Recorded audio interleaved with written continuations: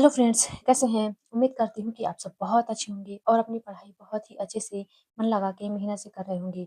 मैं माधुरी स्वागत करती हूँ आप सभी का अपने YouTube channel Madhuri Yadav TGT में। फ्रेंड्स, जैसा कि आप लोग को पता ही चला है कि हम लोग जो है टेक्सटाइल की टर्म जो महत्वपूर्ण शब्दावलियाँ हैं उनको देख रहे थे, जिसमें आज हम लोग टर्मिनोलॉजी की जो है महत्वपूर्ण क्लास है और इसकी तीसरी क्लास देखने वाले हैं। अगर आपने पीछे की दोनों क्लासेस नहीं देखा है, तो प्लीज़ चैनल पे जाके ज़रूर देखिएगा क्योंकि जब तक उन सभी को आप नहीं देख लेंगे, आगे की क्लास समझना हमारे लिए बहुत ही डिफ़िकल्ट हो जाएगा। तो प्लीज़ आप उसको जाके विज़िट करिएगा और क्लास को एंड तक ज़रूर देखिएगा ताकि इससे रिलेटेड आपके सारे सब कॉन्सेप्ट जो है क्लियर हो सकें और जो आगे जितनी भी आने वाली क्लासेस होंगी, उनके सारे कॉन्सेप्ट आपको क्लियर हो सकें। तो फ्रेंड्स, चलिए बिना टाइम वेस्ट किए हुए हम अपनी क्लास को स्टार्ट करते हैं। फ्रेंड्स, आज हम लोग पढ़ने वाले हैं टेक्सटाइल की कुछ इंपॉर्टेंट टर्मिनोलॉजी जो एग्जाम की दृष्टि से बहुत ही महत्वपूर्ण होता है। आप लोग देखते भी होंगे प्रीवियस ईयर क्वेश्चन पेपर को, तो यहाँ से काफ़ी क्वेश्चंस जो है एक ही से दो क्वेश्चन जो है पूछे जाते हैं। और ये टर्मिनोलॉजी जो है शब्दावलियाँ जो ये महत्वपूर्ण शब्दावलियाँ हैं, आगे हम लोग जब टेक्सटाइल के टॉपिक को कंटिन्यू करेंगे, तब भी ये काफ़ी इम्पोर्टेंट होने वाले हैं। वहाँ पे बार-बार ये जो शब्द हैं आएँगे। जब आपको इसके बारे में जब क्लियर पता रहेगा, तब आपको समझना बहुत ही आसान हो जाएगा। इसलिए आपको इसको पहले पढ़ना बहुत ही ज़रूरी है। तो चलिए हम लोग अपने टॉपिक को आज स्टार्ट करते हैं, जिसमें हम लोग देखेंगे टेक्सटाइल के कुछ इंपॉर्टेंट टर्मिनोलॉजी को। इसमें से हमारी पहली शब्दावली है कि पॉट्स क्या होते हैं। जो पॉट्स होते हैं, वो क्या होते हैं? जो पका हुआ कपास का फल होता है, उसे हम लोग क्या कहते हैं? पॉट्स कहते हैं। बॉयलिंग क्या होता है? जिसको हम लोग कहते हैं गांठ लगाना। कपास के रेशों को बांधकर गट्ठर बनाना ही क्या कहलाता है? बॉइलिंग कहलाता है। नेक्स्ट है गिनिंग। गिनिंग का हिंदी अर्थ होता है ओटना। जैसे बिनौलों को कपास के रेशों से अलग करना क्या कहलाता है? गिनिंग कहलाता है। कॉम्बिंग क्या होता है? कंघी करना। जैसे रेशों को समानांतर करना, बड़े रेशों को छोटे रेशों से अलग करना ही क्या कहलाता है? कॉम्बिंग कहलाता है। नेक्स्ट है मिक्सिंग। देखिए, विभिन्न प्रकार के रेशों को आपस में मिलाना ही क्या कहलाता है? मिक्सिंग। आगे देखते हैं कि पोनी बनाना क्या होता है, जिसको हम लोग इंग्लिश में कहते हैं सिल्वरिंग कहते हैं। सूत कताई से पहले पोनी बनाने की प्रक्रिया क्या होती है? पोनी कहलाती है, जो है पोनी बनाना कहलाती है। नेक्स्ट है स्पिनिंग, जिसको हम लोग हिंदी में कहते हैं कताई करना। धागे का निर्माण करना ही क्या कहलाता है? कताई करना जिसे हम लोग क्या करते हैं? रेशे से धागा बनाने की जो प्रक्रिया होती है, जो क्रिया होती है, वो क्या कहलाती है? स्पिनिंग कहलाती है। ओके। नेक्स्ट है वॉशिंग। रेशों से धूल कण या मिट्टी, बीज, पत्ते आदि की से जो है जो अशुद्धियां होती हैं उसमें, उनको हटाना ही क्या कहलाता है? वॉशिंग कहलाता। नेक्स्ट है सिकुड़न। भीगने पर वस्त्रों के छोटे होने की प्रवृत्ति क्या कहलाती है? सिकुड़न होती कहलाती है। नेक्स्ट है फिनिशिंग। वस्त्र पर अंतिम रूप से की जाने वाली जो सज्जा होती है, प्रक्रिया होती है, वो क्या कहलाती है? फिनिशिंग कहलाती है। नेक्स्ट है सिलवट प्रतिरोधकता, जिसको हम लोग इंग्लिश में बोलते हैं क्रीज रेजिस्टेंस। वस्त्र पर सिलवटें इसमें नहीं पड़ती हैं। नेक्स्ट है प्रत्यास्थता, जिसको इंग्लिश में कहते हैं इलास्टिसिटी। इसको इसकी टर्मिनोलॉजी जो है इंग्लिश में ज़्यादा ध्यान रखिएगा। खींचने के उपरांत पूर्वाकृत वापस ग्रहण करने की क्रिया क्या कहलाती है? इलास्टिसिटी कहलाती है। ठीक है। नेक्स्ट है रेस प्रत्यास्कंदता, जिसको हम लोग कहते हैं रेसिलेंसी।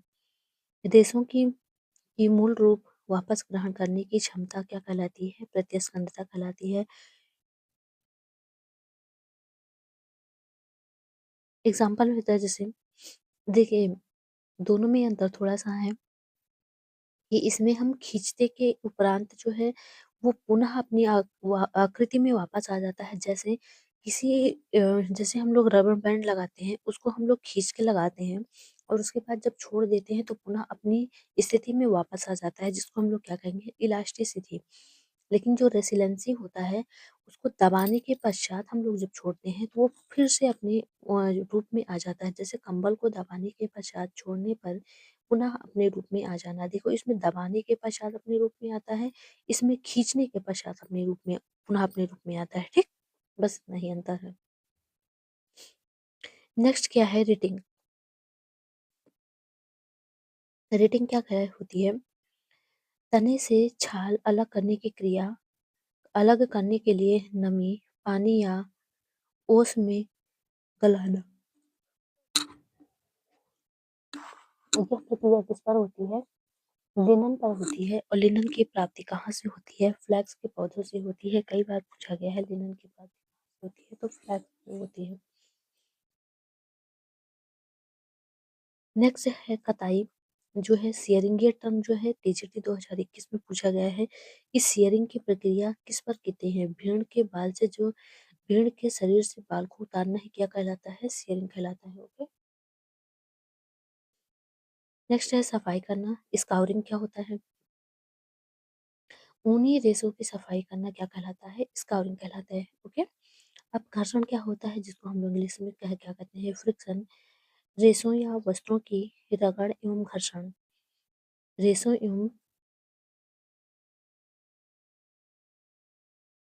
वस्त्रों की रगड़ एवं घर्षण क्या कहलाती है?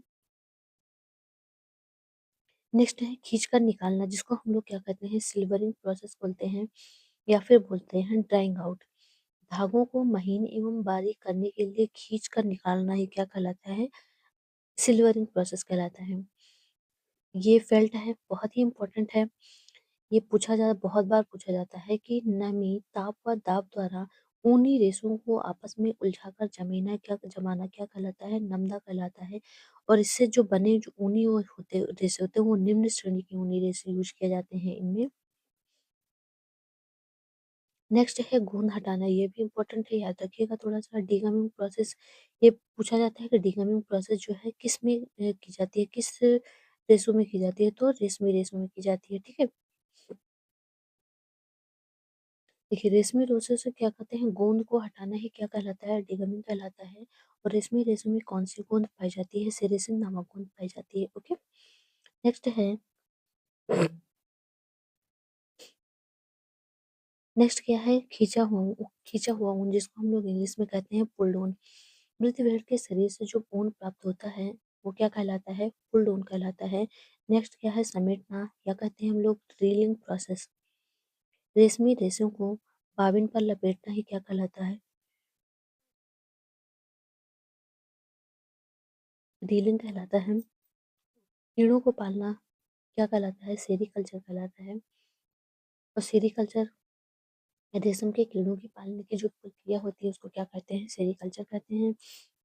और ये जो है किस पे की जाती है? बॉम्बेक्स मोरी नामक बॉम्बेक्स मोरी से की जाती है। और जो वो मलबरी लीफ को जो है बॉम्बेक्स मोरी खाता है। ताप सुनामी रेशा क्या होता है, जिसको इंग्लिश में हम लोग कहते हैं थर्मोप्लास्टिक फाइबर। ताप से प्रभावित होने वाले रेशा ही जो क्या होता है? नायलॉन होता है। ओके। फ्रेंड्स इसके आगे जो है अभी काफी टर्मिनोलॉजी बचे हुए हैं, जिसको हम लोग जो है नेक्स्ट क्लास में पढ़ेंगे। क्लास कैसी लगती है जरूर बताइएगा। क्लास अच्छी लगती है तो प्लीज वीडियो को लाइक कीजिएगा, चैनल को सब्सक्राइब कीजिएगा, अन्य फ्रेंड्स को भी शेयर करिए ताकि उनकी भी हेल्प हो सके। मिलते हैं अगली क्लास में, तब तक के लिए राधे।